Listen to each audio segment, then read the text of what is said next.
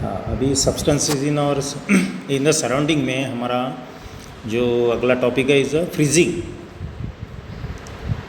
The water kept in a fridge or on the ice becomes cooler and cooler. That is, its temperature falls.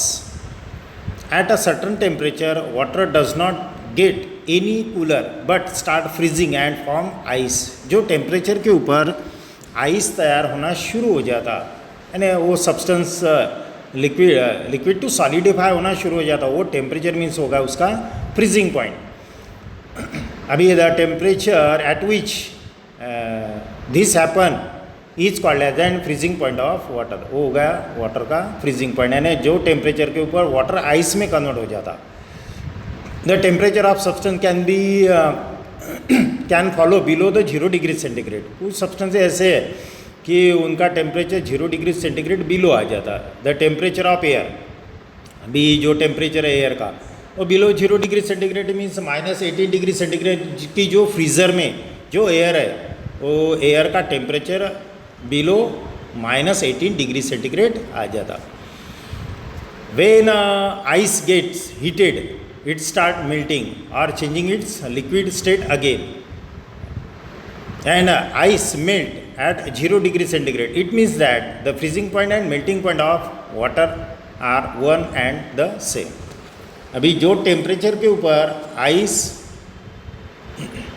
Melt होता वही वो क्या होगा उसका freezing point, यानी 0 पे वो फ्रीज हो रहा आइस और 0 पे ही वो मेल्ट हो रहा, वही उसका यानी आइस का मेल्टिंग पॉइंट और फ्रीजिंग पॉइंट सेम होगा. Each substance has a specific boiling point and is also its condensation point. हर एक सब्सटेंस का एक स्पेसिफिक बॉइलिंग पॉइंट है और विच उसका क्या आ जाएगा condensation point. Each substance has a specific melting point which is the same as its freezing point. वो कुछ सब्सटेंस कि यानी उनका एक स्पेसिफिक मेल्टिंग पॉइंट भी रहेगा और वही उसका फ्रीजिंग पॉइंट ही आएगा. अभी ये चार्ट हमें देखने का है. Use your brain power. अभी कुछ सब्सटेंसेस उसमें दिए हुए हैं, उनका फ्रीजिंग पॉइंट और बॉइलिंग पॉइंट दिया हुआ है. अभी कैंडल जो है उसका फ्रीजिंग पॉइंट 60 डिग्री सेंटीग्रेड है और बॉइलिंग पॉइंट 350 डिग्री सेंटीग्रेड है. प्लास्टिक का जो फ्रीजिंग पॉइंट है बिलो 250 डिग्री सेंटीग्रेड है और बॉइलिंग पॉइंट 940 डिग्री सेंटीग्रेड है. आयरन का जो फ्रीजिंग पॉइंट है यानी वो ये डिग्री सेंटीग्रेड के ऊपर वो फ्रीज होना शुरू हो जाता. आयरन मीन्स होगा उसका फ्रीजिंग पॉइंट वो है 1535 डिग्री सेंटीग्रेड और जो बॉइलिंग पॉइंट है उसका वो 2862 degree centigrade. The various use of change in physical state. अभी ये इसके यूज़ कैसे कैसे होते कि वो उनका फिजिकल स्टेट चेंज होने की वजह से क्या यूज़ होता. जैसा पैराफिन वैक्स है वो मेल्ट होने की वजह से उसको मेल्ट होने के बाद में यानी वो उससे तैयार किए जाते कैंडल्स. अभी कार्बन डाइऑक्साइड जो है कार्बन डाइऑक्साइड उसको सॉलिडिफाई करने की वजह से उसको बोलते हैं इधर dry ice. Solid carbon dioxide पढ़ लेते हैं ड्राई. उसका यूज़ काय के लिए किया जाता है आइसक्रीम तैयार करने के लिए, यानी उसको कूल और उसको फ्रोजन स्टेट में रखता, वो कूल रखने का काम करता. Liquid nitrogen use in animal husbandry. Animal husbandry में उसका यूज़ किया जाता. सैंड सिलिका ये काय के लिए यूज़ की जाती है जब उसको मेल्टेड फॉर्म में उसका ग्लास तैयार करने के लिए. गोल्ड है, सिल्वर है, वो ऑर्नामेंट्स बनाने के लिए जब वो मेल्ट होगा तभी वो एक डेफिनेट शेप उसको दिए जाएगा ना, तभी वो ऑर्नामेंट्स तैयार किए जाएंगे. Iron is melted to make tools बनाने के लिए, कुछ औजार बनाने के लिए ये आयरन का यूज़ किया जाता. अभी let's try this. Take a some sand in a crucible. Put a few iodine crystal on it. Place the crucible on a tripod to heat. Block the stem of funnel with cotton plug and place it inverted over the crucible. Light the burner and heat the mixture in the crucible. अब ये crucible में वो mixture लिए हुआ काय का iodine और iodine के क्रिस्टल और सैंड के, और वो क्रूसिबल के ऊपर एक इन्वर्टेड फनिल रख दिया और फनिल का जो स्टेम है वो स्टेम को एक कॉटन प्लग लगा दिया. वो डायग्राम में देखना है. और एक ट्राइपॉड लिया, वो ट्राइपॉड के ऊपर वो क्रूसिबल रखी और बर्नर से उसको हीट देना स्टार्ट कर दी, तो क्या होगा अभी तो हम उसमें ऑब्जर्व करेंगे तो हमें क्या दिखेगा कि जो आयोडीन के क्रिस्टल है वो वेपराइज होना शुरू हो जाएंगे। वेपराइज मीन्स वो गैस स्टेट में नहीं आएंगे, वो डायरेक्ट वो मेल्ट नहीं होंगे, तो वो डायरेक्ट गैस स्टेट में जाना शुरू हो जाएंगे। हम क्या देखते जनरली कि सब्सटेंस को जब हम हीट देते तो हीट देने के बाद में पहले वो मेल्ट होता, मेल्ट होने के बाद में वो गैस स्टेट में जाता। मगर ये सब्सटेंस ऐसे है कि जिसमें हमने कैम्फर, बाद में नैप्थलीन बॉल्स, ये अमोनियम क्लोराइड, बाद में ये अभी आयोडीन, ये कैसे हैं कि ये डायरेक्ट गैस स्टेट में जाते, लिक्विफाई ना होते, तो फिर हम वहाँ पे हमें एट द स्टेम ऑफ वो फनेल के ऊपर वहाँ पे आयोडीन के क्रिस्टल कंडेंस होके दिखेंगे हमको।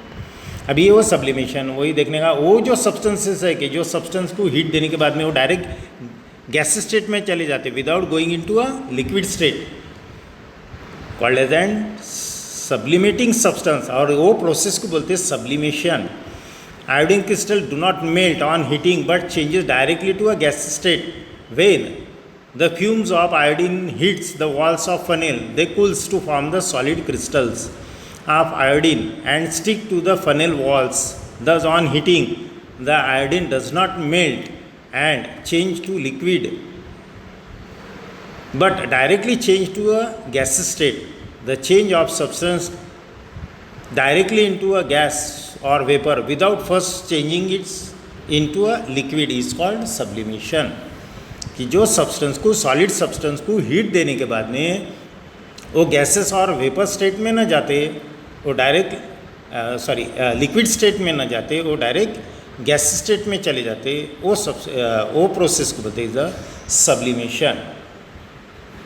अभी वही कैम्फर के बारे में हम देखते हैं कि हमें वो स्मेल आती है, वो कैम्फर, या हम जब भगवान के पास में वो ये धूप जलाते यानी वो कैम्फर लगाते, कपूर लगाते, तो वो लिक्विफाई नहीं होता, वो डायरेक्ट गैस स्टेट में चले जाता, वो सब्लिमेटिंग सब्सटेंस है।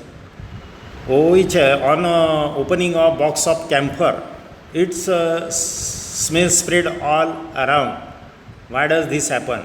वो कैम्फर की स्मेल क्यों आती? वो रूम टेम्परेचर के ऊपर वो डायरेक्ट गैस स्टेट में जाना शुरू हो जाता, उसको बोलते हैं द सब्लिमेटिंग सब्सटेंस। अभी how will you identify the following, उसको कैसे identify? A glass it made of plastic, steel और glass.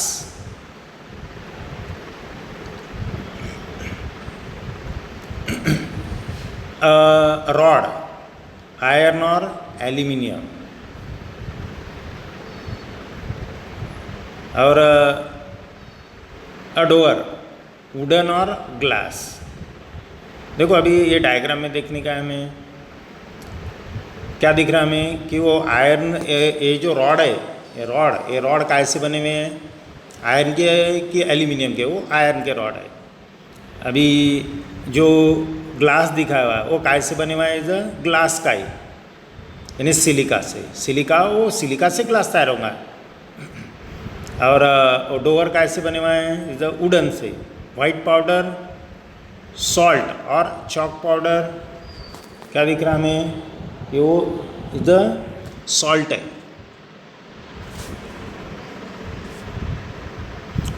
To answer the above question, you consider their properties. For example, their transparency, hardness, weight, color, है ना? उस पे से हम पहचान सकते हैं उनकी ट्रांसपेरेंसी कैसी है, हार्डनेस है कि वेट है, कलर, इसके बेस के ऊपर हम ट्रांसपेरेंसी है तो उस पे से हम ग्लास से पहचानते। हार्डनेस है तो उस पे से हम पहचानते कि ये मेटल का है।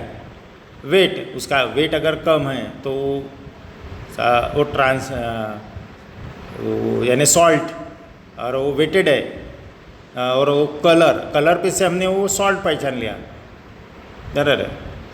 The sound produce from it, solubility in water, अभी ये सॉल्ट जो है वाटर में सोल्यूबल रहेगा, etcetera. The substance can be identified by studying their properties.